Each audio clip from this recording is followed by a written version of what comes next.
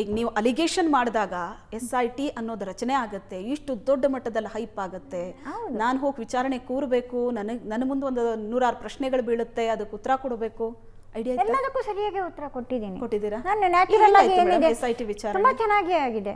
Okay, ಯಾರು ಅವರು ನನ್ನನ್ನು ಯಾರು ಬೆದರಿಸಲಿಲ್ಲ, ಏನೂ ಇಲ್ಲ.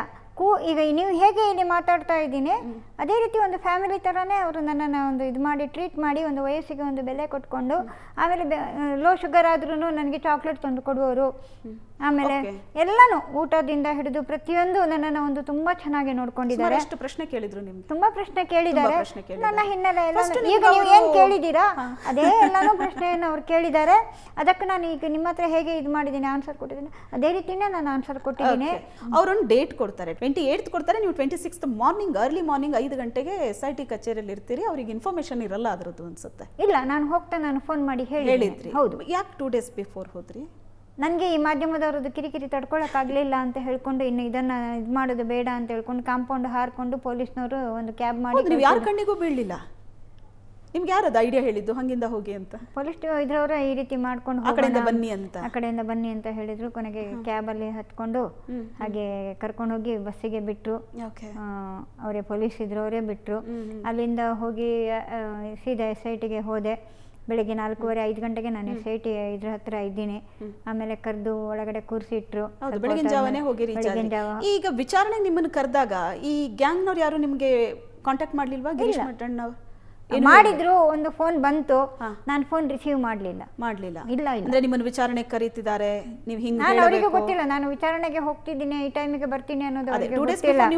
ನಾನು ಫೋನ್ ಮಾಡಿದ್ದೀನಿ ಅಷ್ಟು ಬಿಟ್ರೆ ಇವರಿಗೆ ಫೋನ್ ಮಾಡಲಿಲ್ಲ. ನಮ್ಮ ಲಾಯರ್ಗೆ ಫೋನ್ ಮಾಡಿದ್ದೀನಿ, ಅಲ್ಲಿ ಒಂದು ಲಾಯರನ್ನು ನಾನು ಕೊಡ್ತೀನಿ, ಲಾಯರ್ ಬಂದು ನಿಮ್ಮನ್ನು ಪಿಕಪ್ ಮಾಡ್ತಾರೆ ಅಂತ ಹೇಳಿದ್ರು ಬಿಟ್ರೆ ನನಗೆ ಇವ್ರು ಯಾರದ್ದು ನಾನು ಕಾಂಟ್ಯಾಕ್ಟ್ ಮಾಡಿಲ್ಲ. ಅಲ್ಲಿಂದ ಲಾಯರ್ ಯಾರು ಕೊಟ್ಟಿದ್ದು? ಈ ಗ್ಯಾಂಗ್ನವರೇ? ಈ ಗ್ಯಾಂಗ್ನವ್ರು ಲಾಯರ್ ಕೊಟ್ಟಿಲ್ಲ ನನಗೆ. ಮಂಜುನಾಥ್ ಅಂತ ಲಾಯರ್ ಇದ್ರು, ಅವರು ಒಬ್ರು ಲಾಯರನ್ನ ಅಲ್ಲಿಗೆ ನಿಮ್ಮ ಕಾರಲ್ಲಿ ಕಳಿಸಿ ಕನೆಕ್ಟ್ ಆಗಿದ್ದು. ಮಂಜುನಾಥ್ ಅದು ನನಗೆ ಒಬ್ರು ಫ್ರೆಂಡಿಂದ. ನಿಮ್ಮ ಫ್ರೆಂಡ್? ನನ್ನ ಫ್ರೆಂಡಿಂದ. ಅಂದ್ರೆ ಇದೆಲ್ಲದರಿಂದ ಹೊರಗಡೆನಾ ಅಥವಾ ಹೊರಗಡೆ? ಇವರು ಇದಕ್ಕೂ ಅವರಿಗೂ ಸಂಬಂಧನೇ ಇಲ್ಲ. ಮಂಜುನಾಥ್ ಸರ್ ಈಗ ಲಾಯರ್ ಕಾಂಟ್ಯಾಕ್ಟ್ ಅಲ್ಲಿ ಇದಾರ ನಿಮ್ಗೆ? ಮಂಜುನಾಥ್ ಇವಾಗಲೂ ಟಿಲ್ ಟುಡೇ ತನಕನೂ ಇದ್ದಾರೆ. ಅವರನ್ನು ನಾನು ಬಿಟ್ಕೊಡ್ತಾ ಇಲ್ಲ. ಅವರು ಈ ಗುರುತು ಮಾಡಿದ ಜಾಗದಲ್ಲಿ ಕಾರ್ಯಾಚರಣೆ ನಡೆಯುವಾಗ ಅವರು ಒಂದಷ್ಟು ಹೇಳಿದ್ದಾರೆ, ಪತ್ರಿಕಾ ಪ್ರಕಟಣೆ ಅಂತ ಕೊಟ್ಬಿಟ್ಟು ಅಲ್ಲ ಸಿಕ್ತು ಇದು ಸಿಕ್ತು ಅಂತ. ಗಿಲ್ಟ್ ಇದೆಯಾ ಅವ್ರಿಗೆ? ಅದ್ರ ಬಗ್ಗೆ ಕೇಸ್ ಆಗಿದೆ ಈಗಲ್ಲ? ಕೇಸ್ ಆಗಿದೆ. ಅವರಿಗೆ ಬೇಜಾರಿದೆಯಾ ಅದ್ರ ಬಗ್ಗೆ? ನಾನು ಹಂಗೆ ಬೇಜಾರಿದ್ರು ಅವ್ರು ಅದನ್ನ ಇದು ಮಾಡ್ಕೊಂಡ್ರೆ ನಿಮ್ಮ ಹತ್ರ ಹೇಳಿದಾರೆ. ಈಗ ನಿಮಗೆ ಹೆಂಗೆ ಈ ಪ್ರಕರಣದಲ್ಲಿ ನನಗೆ ಬೇಜಾರಿದೆ ಅಂತಿರೋ ಹಂಗೆ ಅವರಿಗೂ ಬೇಜಾರಿದೆ. ಓಕೆ, ಹಿಂಗ್ ಮಾಡಬಾರ್ದಿತ್ತು ಅಂತ. ಹೌದು, ಅವರಿಗೂ ಬೇಜಾರಿದೆ. ಹೇಳ್ಕೊಳಕ್ಕಾಗುತ್ತಾ? ಹೌದು. ಯಾರ ಹತ್ರನೂ ಹೇಳ್ಕೊಂಡ್ರೆ ಅದಕ್ಕೆ ಸೊಲ್ಯೂಷನ್ ಸಿಗಲ್ಲ ಅಲ್ವಾ? ನಾವೇ ಸೊಲ್ಯೂಷನ್ ಹುಡುಕಿಕೊಳ್ಬೇಕು ಅಷ್ಟೇ. ಓಕೆ, ನಿಮ್ಮನ್ನ ತಳ್ಳೋದಕ್ಕೆ ರೆಡಿ ಇರ್ತಾರೆ, ಬಿದ್ದ ಮೇಲೆ ಎದ್ದೇಳೋದು ನಮ್ದೇ ಪ್ರಯತ್ನ. ಈಗ ನೀವು ಎಲ್ಲಿ ಬಿದ್ನೋ ಅಲ್ಲೇ ಎದ್ದು ನಿಲ್ಬೇಕು ಅಂತ ಹೊರಟಿದ್ದೀರಿ. ಹೌದು. ಓಕೆ, SIT ತನಿಖೆಯಲ್ಲಿ ಏನಾಯ್ತು? ಅಂದ್ರೆ ಈ ಷಡ್ಯಂತ್ರದ ಒಂದು ಭಾಗ ಆದೆ ನಾನು ಅಂತ ಅವರೆಲ್ಲ ಹೇಳಿದ್ರು. ಏನೇನು ಹೇಳಬೇಕು ಎಲ್ಲಾನು ಕೂಲಂಕುಷವಾಗಿ ಹೇಳಿದ್ದೀನಿ. ಅವ್ರಿಗೆ ಏನೇನು ಇದು ದಾಖಲಾತಿ, ನನ್ನ ಕಡೆಯಿಂದ ಏನು ದಾಖಲಾತಿ ಕೊಡಬೇಕು ಎಲ್ಲಾನು ಕೊಟ್ಟಿದ್ದೀನಿ. ಅದನ್ನೆಲ್ಲರೂ ಅವ್ರು ಹೇಳಿದ್ರು, ಇಲ್ಲಿಂದ ನೀವು ಇದನ್ನು ಮುಕ್ತಿಗೊಳಿಸಿ ಹೋಗ್ಬಿಡಿ, ಇನ್ನು ಯಾವುದಕ್ಕೂ ಇದಾಗಬೇಡಿ. ಆಮೇಲೆ ನೀವು ದುಡ್ಡು ಒಂದು ದಿನದಲ್ಲಿ ಇಲ್ಲ, 2 ದಿನ ಆಗಿದೆ, 3 ದಿನ ಆಗಿದೆ. ಒಂದು ದಿನ ಸ್ವಲ್ಪ ಟೈಮು ಇದಾಯ್ತು. ಅಂದ್ರೆ ನಾನು ಸ್ವಲ್ಪ ಇದಾಗಿದ್ದೆ. ಮತ್ತೆ 2 ದಿನದಲ್ಲಿ ನಾನು ಕರೆಕ್ಟಾಗಿ ಅವ್ರಿಗೆ ಏನು ಇದು ಮಾಡಬೇಕು ಎಲ್ಲಾನು ಕೊಟ್ಟಿದ್ದೀನಿ. ಭಯ ಆಗಿತ್ತಾ? ನನಗೆ ಯಾವ ಭಯನೂ ಇಲ್ಲ. ನಾನು ಅವರು ನನಗೆ ಭಯ ಇರಲಿಲ್ಲ. ಅನನ್ಯ ಭಟ್ ಅನ್ನೋ ಕ್ಯಾರೆಕ್ಟರ್ ಕಾಲ್ಪನಿಕ ಅನ್ನೋದನ್ನ ನೀವು ಅನೌನ್ಸ್ ಮಾಡಿ ಆಗಿತ್ತು, ಹೊರಗಡೆ ಬಂದುಬಿಟ್ಟಿತ್ತು ಆ ವಿಷಯ. ನೀವು SIT ತನಿಖೆಗೆ ಹಾಜರಾಗೋದಕ್ಕೂ ಮುಂಚೆನೆ ಈ ಕ್ಯಾರೆಕ್ಟರ್ ಕಾಲ್ಪನಿಕ ಅನ್ನೋದು ಹೊರಗಡೆ ಬಂದ್ಬಿಟ್ಟಿತ್ತು. ಅದೇನಾದ್ರೂ ಪ್ರಾಬ್ಲಮ್ ಆಯ್ತಾ? ನನಗೇನು ಪ್ರಾಬ್ಲಮ್ ಆಗಲಿಲ್ಲ. ನಾನು ಅನೌನ್ಸ್ ಮಾಡಿದ್ದೀನಿ. ಆಮೇಲೆ ನಾನು ಸತ್ಯ ಹೇಳಿದ್ದೀನಿ. ಅಲ್ಲ, ನೀವು ಹೇಳಿದ್ರಿ SIT ತನಿಖೆ ಆದ್ಮೇಲೆ ಹಾಕೊಳ್ಳಿ ಅಂತ, ಬಟ್ ಯಾರ ಕೈಗೆ ಸಿಕ್ಕಿತ್ತೋ ಅವ್ರು ಅದನ್ನ ಅನೌನ್ಸ್ ಮಾಡಿ ಹಾಕಿದ್ರು. ಅವ್ರು ಮಾಡಿದ್ದಾರೆ, ಅವರಿಗೆ ಬೇಕಾಗಿರ್ಲಿಲ್ಲ, ಅವ್ರು ಮಾಡಿದ್ದಾರೆ. ಅವರು ನನ್ನನ್ನು ತುಂಬಾ ತೇಜೋವಧೆ ಮಾಡಿದ್ದಾರೆ. ಅಲ್ಲ, ನಿಮ್ಗೆ ಯಾಕೆ ಹೇಳಬೇಕು ಅನ್ನಿಸ್ತು ಅನನ್ಯ ಭಟ್ ಬಗ್ಗೆ? ಸತ್ಯ ಹೇಳಬೇಕು ಅಂತ ಅನ್ನಿಸ್ತು, ಹೇಳಿದ್ದೀನಿ ಅಷ್ಟೇ. SIT ನೀವು ಕಾಲಿಡಕ್ಕೂ ಮುಂಚೆ ಅನನ್ಯ ಭಟ್ ಅನ್ನೋ ಕ್ಯಾರೆಕ್ಟರ್ ಕಾಲ್ಪನಿಕ ಅನ್ನೋದು ನೀವು ಅನೌನ್ಸ್ ಮಾಡ್ಬಿಟ್ಟಿದ್ರಿ.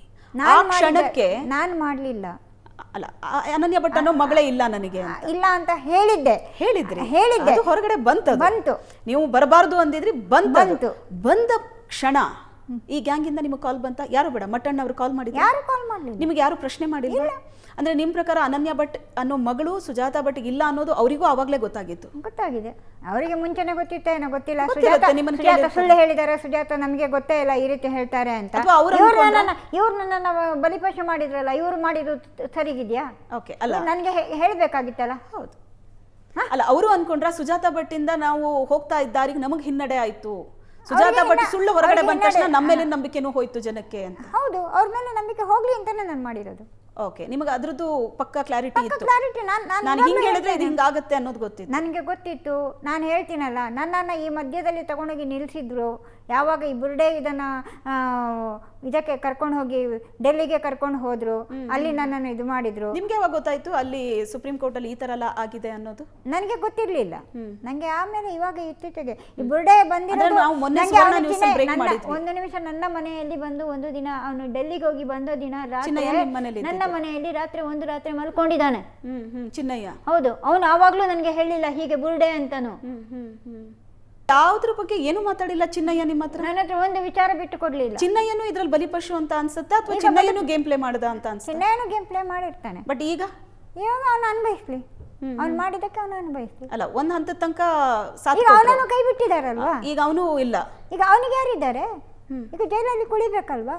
ಓಕೆ, ಅವನಿಗೆ ಅದು ಗೊತ್ತಿರ್ಲಿಲ್ವಾ? ಚಿನ್ನಯ್ಯ ಮಾಡಬಾರದು ಮಾಡಿದ್ರು ಜೈಲಿಗೆ ಹೋದ್ರು ಅಂತೀರಿ. ನಾನು ಸೇಫ್ ಆದ ಈಗ ಅಂತ ಅನ್ಸ್ತಿದ್ಯಾ ನಿಮ್ಗೆ? ಹೌದು, ನಾನು ಸೇಫ್ ಆದೆ. ನಾನು ಸತ್ಯ ದುಡ್ಡು ತಗೊಂಡಿದ್ದಾಗಿದ್ರೆ ನಾನು ಸೇಫ್ ಆಗ್ತಿರ್ಲಿಲ್ಲ. ನೀವು ದುಡ್ಡು ತಗೊಂಡಿಲ್ಲ? ನಾನು ಯಾರ ಹತ್ರ ದುಡ್ಡು ತಗೊಂಡಿಲ್ಲ. ಚಿನ್ನಯ್ಯ ದುಡ್ಡು ತಗೊಂಡಿದ್ದಾರೆ. ಚಿನ್ನಯ್ಯ ದುಡ್ಡು ತಗೊಂಡಿದ್ದಾನೆ. ಎಷ್ಟು ತಗೊಂಡಿರ್ಬೋದು? ಎಷ್ಟು ತಗೊಂಡಿರ್ಬೋದು ಗೊತ್ತಿಲ್ಲ. ನಿಮ್ಗೆ ಅಂದಾಜಿದೆ ಚಿನ್ನಯ್ಯ ದುಡ್ಡು ತಗೊಂಡಿದ್ದಾನೆ? ದುಡ್ಡು ತಗೊಂಡಿದ್ದಾನೆ ಅವನು. ಅವನು ದುಡ್ಡಿಗೆ ಬಿದ್ದಿದ್ದಾನೆ. ನನಗೆ ದುಡ್ಡು ಬೇಕು. ನನಗೆ ಈ ಉಳಿದವರೆಲ್ಲ ಯಾಕೆ ಜಾಯ್ನ್ ಆಗಿದ್ದು? ದುಡ್ಡುಗೋಸ್ಕರನಾ? ಬೇರೆ ಏನಾದ್ರೂ ಇಂಟೆನ್ಷನ್ ಇದೆಯಾ ನನಗೆ ಗೊತ್ತಿಲ್ಲ. ಸಾಲಿದ್ದಾರೆ, ಎಲ್ಲರೂ ಇದ್ದಾರೆ. ನಾನು ಬಾಯಲ್ಲಿ ಕೆಟ್ಟ ಮಾತುಗಳು ಬರುತ್ತೆ ನನಗೆ. ಈ ವೇದಿಕೆಯಲ್ಲಿ ನಾನು ಕೆಟ್ಟ ಮಾತು ನನ್ನ ಅರ್ಹತೆ ಅಲ್ಲ, ನನ್ನ ಯೋಗ್ಯತೆ ಅಲ್ಲ. ಸುಮ್ಮನೆ ಜನರಲ್ ನಾಲೆಜ್ ಕೇಳ್ತೀನಿ. ಸಮೀರ್ ಯಾಕೆ ಜಾಯ್ನ್ ಆಗಿದ್ದು ಹಂಗಾದ್ರೆ?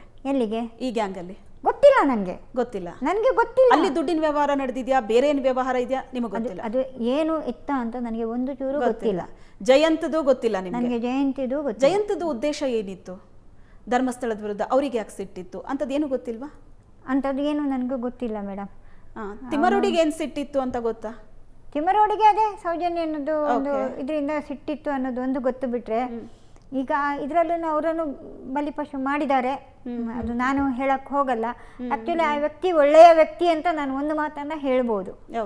ಯಾಕಂದ್ರೆ ಅವ್ರ ಮನೆಯಲ್ಲಿ ಊಟ ಮಾಡಿದ್ದೀನಿ, ತಿಂದಿದ್ದೀನಿ ಅನ್ನೋದಕ್ಕಿಂತ ಜಾಸ್ತಿಯಾಗಿ ಆ ಮನುಷ್ಯನ ಒಂದು ಹೋರಾಟಕ್ಕೆ ಒಂದು ಒಂದು ಒಳ್ಳೆ ಇದಿತ್ತು.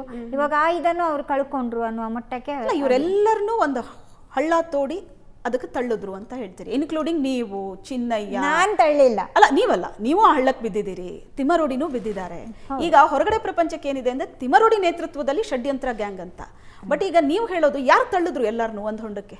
ಇದನ್ನ ತಳಿದು ನಾನು ಈಗ ಹೇಳಬಾರ್ದು, ಅದನ್ನ ನೆಕ್ಸ್ಟ್ ಇದರಲ್ಲಿ ನಾನು ಹೇಳಿ. ಈ ಕೇಸ್ ಒಂದು ಪೀಕಿಗೆ ಹೋಗ್ಬಿಟ್ಟಿದೆ. ಈಗ ಇದೆಲ್ಲ ಗೊತ್ತಿದ್ದು ಗಿರೀಶ್ ಮಠಣ್ಣ ಯಾಕೆ ಮಾಡಬೇಕಾಗಿತ್ತು ಅನ್ನೋದು. ಗಿರೀಶ್ ಮಠಣ್ಣ ಯಾಕೆ ಮಾಡಿದ್ರು ಅಂತೀರಿ? ಗೊತ್ತಿಲ್ಲ ನನಗೆ. ನೀವು ತಿಮ್ಮರೋಡಿ ಮನೇಲಿ ಒಂದು ವಾರ ಇದ್ರಿ ಅಲ್ವಾ? ಮನೆ ಅದು, ನಾಟ್ ಹೋಟೆಲ್, ಮನೆ ಅದು. ಬರ್ತಾರೆ ಹೋಗ್ತಾರೆ, ಯಾರ್ಯಾರಿದ್ರು ಮನೆಯಲ್ಲಿ? ಯಾರ್ಯಾರು ಬಂದು ಹೋಗಿ ಮಾಡ್ತಿದ್ರು? ಯಾರ್ಯಾರೋ ಬಂದು. ಮನೆ ಅಂದ್ಮೇಲೆ ರೂಮಲ್ಲಂತೂ ಕೂಡ ಹಾಕಲ್ಲ, ಓಡಾಡ್ತಾರಂತ ಹೇಳಿದ್ರೆ ಅಲ್ಲಿ ಬಂದು ಹೋಗಿ ಅವರ ಪರಿಚಯಸ್ಥರು ಬಂದು ಹೋಗಿ ಮಾಡ್ತಾ ಇದ್ರು ಅಷ್ಟೇ. ಅವರ ರಿಲೇಷನ್ ಸ್ಟೇ ಆಗಿದ್ದು ಚಿನ್ನಯ್ಯ, ನಾನು ಮತ್ತೆ ನೀವು. ಬೇರೆ ಯಾರಿದ್ರು? ಬೇರೆ ಅವ್ರ ಫ್ಯಾಮಿಲಿ ಎಲ್ಲ ಇದ್ರ? ಅವ್ರ ಫ್ಯಾಮಿಲಿ ಅಲ್ಲೇ ಇರೋದು. ಅವರೆಲ್ಲ ಮಾತಾಡ್ತಿದ್ರ ನಿಮ್ಮ ಹತ್ರ? ಮಹೇಶ್ ಶೆಟ್ಟಿ, ತಿಮ್ಮರ, ಅವರೆಲ್ಲೂ ಒಂದು ಫ್ಯಾಮಿಲಿ ತರ ಇದ್ವಿ. ಮಾತಾಡ್ತಾರೆ? ಎಲ್ಲ ಒಟ್ಟಿಗೆ ಊಟ ಮಾಡ್ತಿದ್ರಿ? ಎಲ್ಲ ಒಟ್ಟಿಗೆ ಊಟ ಮಾಡ್ತಿದ್ವಿ, ಚೆನ್ನಾಗಿ ನೋಡ್ಕೊಂಡಿದ್ದಾರೆ. ಓಕೆ.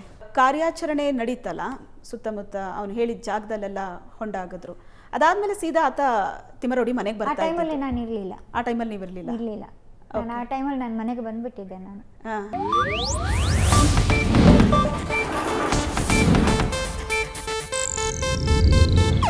ಇದು ಏಷ್ಯಾನೆಟ್ ನ್ಯೂಸ್ ನೆಟ್ವರ್ಕ್ ಪ್ರಸ್ತುತಿ.